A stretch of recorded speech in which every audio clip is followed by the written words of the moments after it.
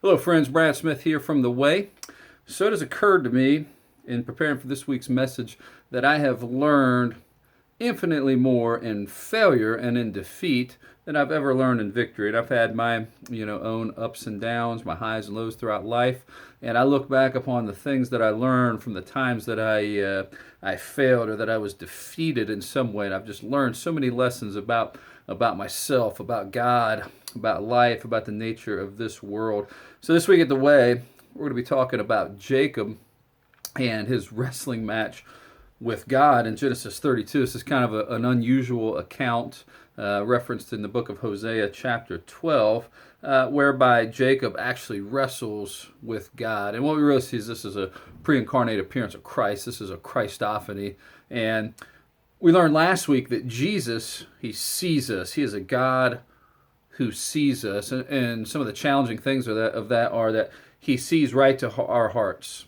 He sees what is most important to us. He sees the areas in our life that we keep fenced off from him, the places we keep ourselves to ourselves, or the things we cling to the tightest. And then he demands that we surrender those things. And then he demands that we move in opposition to those things. So last week we saw he went to Hagar in the wilderness, and he saw her by the spring all by herself, and he goes to her and he seeks her out, he finds her, and then he demands that she return and submit to Rebekah, that this idol she had of her child inside of her that would cause her to be prideful and to look upon Rebekah with contempt. Jesus goes to her and calls her to submit to her, to move in opposition to that area in her heart. And so this week we'll see that Jesus comes to us. He pursues us. He's always the pursuer, and he initiates this wrestling match with us. And maybe you're wrestling with God right now, even as we speak about different things. Maybe he's calling you to surrender a part of yourself that you don't want to surrender, something you've been clinging to for some time.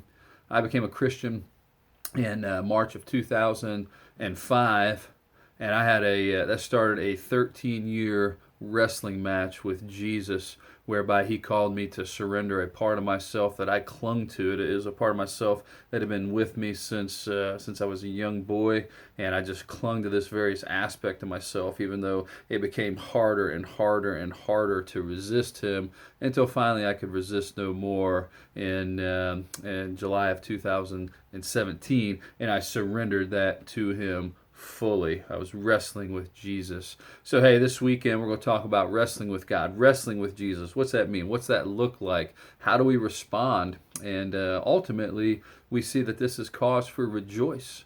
That Jesus he's not content to leave us where we're at, that he always pursues us and finds us and engages us in this wrestling match. And we ought to rejoice in this. We ought to have joy in this, even though it might be hard, it might be easy, it might change the very fabric of your existence, wrestling with God. But again, it's a good thing, and we rejoice in it. So hey, if you're in Clarksville this Sunday, come see us at The Way. Otherwise, find a church, get there. If you are a man, take your families to church. God bless.